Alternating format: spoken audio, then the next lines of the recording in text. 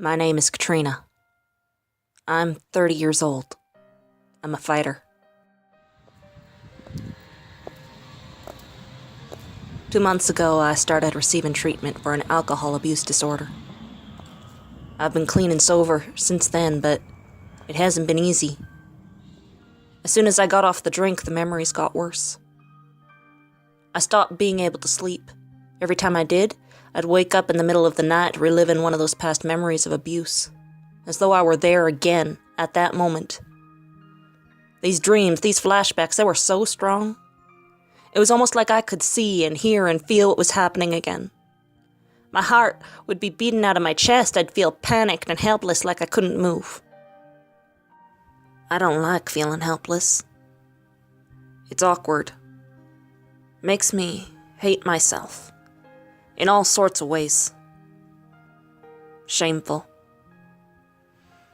Maybe that's why I started using alcohol. Gave me back some control in my life. It helped me sleep. During the day, it helped me to numb some of the anger that I felt, that I was always carrying around with me. It helped me calm down, so that I didn't feel like there was a volcano ready to explode inside of me at any moment. The anger is why I had to seek out help in the first place. I wasn't able to work anymore. I just got into fights with the staff, the customers, the managers, it didn't matter who. I was told I needed anger management. Turns out, I needed a lot more than that. I went to talk to a therapist about it. Turns out, I have complex PTSD. Complex post-traumatic stress disorder. It's kind of like PTSD, the one where a person experiences some sort of trauma and ends up having flashbacks and it affects their life. Only, this one is worse. This type of trauma is not something that happens only once. It is the result of experience after experience piling on top of each other, one after another, like a person has no choice or control in anything that's happening to them. My list of experiences began when I was young. Child abuse, neglect, sexual abuse, it was all there. The only one who seemed to care, who I trusted enough to tell about it, was my sister. We both left home as soon as we could, ended up joining the army. The army was a great place for me to let out some of that lingering aggression. But being a woman in the army isn't always easy. And while I tended to play pretty fast and loose with my drinking and sex life, some of the other soldiers figured that was just an invitation to have their way with me. By that time, I had been abused and taken advantage of so many times that I just figured it was par for the course. Like, I somehow deserved it. I didn't tell anyone. I just bottled up all those experiences inside of me, felt myself go numb except for the anger. That was always there. Things got really bad after my sister died. When I got the news, my anger exploded and I ended up assaulting an officer. The army wouldn't keep me after that. Dishonorably discharged, a drunk, and not able to make friends or get into any meaningful relationship. It's no wonder I almost gave up on it all. I wish someone had found me sooner. When I was a kid. Before all these experiences became a part of defining the person that I am. But now they're a part of me. They affect everything I do. Every relationship I make. Every emotion I feel. That's what makes this PTSD so complex.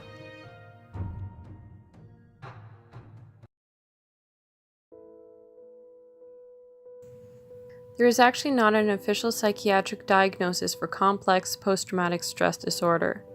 The difference between regular post-traumatic stress disorder and complex post-traumatic stress disorder is the difference between encountering a single traumatic event versus repeated trauma over a longer period of time in which a sense of control is completely stripped from the individual experiencing the trauma. People who are more likely to experience complex PTSD include prisoners of war, refugees, and children who have experienced repeated abuse. The symptoms of complex PTSD start the same as regular PTSD. There are intrusive symptoms such as flashbacks and nightmares that cause a person to relive the traumatic moments. This person will try to avoid those things which remind them of this trauma. Sometimes they will even have a complete dissociative experience where they black out and don't remember what they just did or how they ended up in a place. The mood of a person suffering from PTSD also becomes increasingly negative and can be expressed in feelings of guilt, shame, anger, or blaming the world. An increase in irritable, aggressive, or self-destructive behavior is common. Sometimes it is difficult for a person suffering from PTSD to experience positive emotions or to believe good things about themselves or others.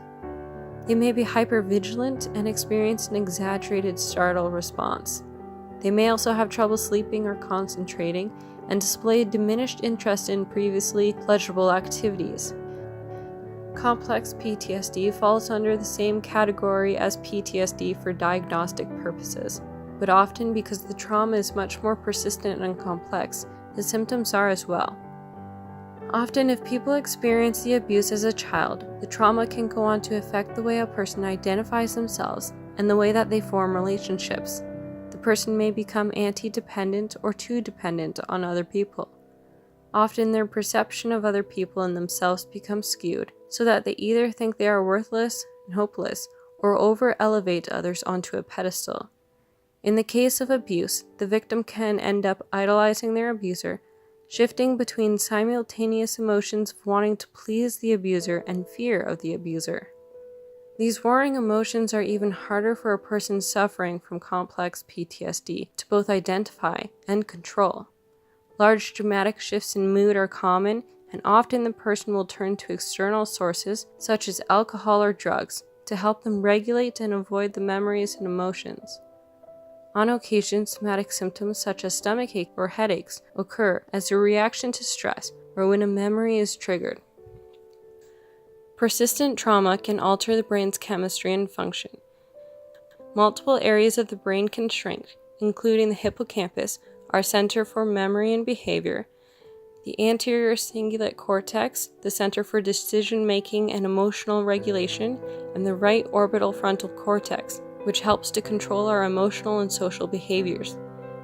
These neurological damages can be reversed with treatment over time, but left as they are, they will affect behavior, emotions, the ability to form relationships, and to function in everyday life. Complex PTSD is a complicated situation to treat. When doing therapy, one is not just dealing with a single symptom or trauma. Instead, one is dealing with a complicated series of events that has shaped the personality, behaviors, and lifestyle that may have not only become entrenched with time, but also that could inform the core identity of a person who has experienced the trauma. Not only that, but the person can also bring other symptoms and disorders to the table, such as substance abuse disorder, major depressive disorder, anxiety disorder, borderline personality disorder, or a multitude of others. The most effective treatment in these circumstances is intensive inpatient care.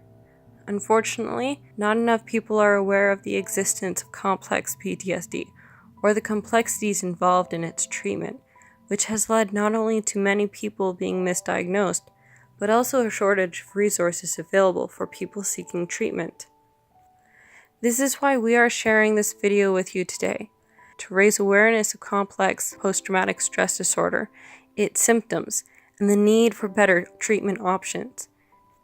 Many people who have complex PTSD may not even realize this is a thing, or that they have been affected in such a way. Please, if you are experiencing any of the symptoms mentioned above, consult a mental health practitioner. You do not have to experience them alone.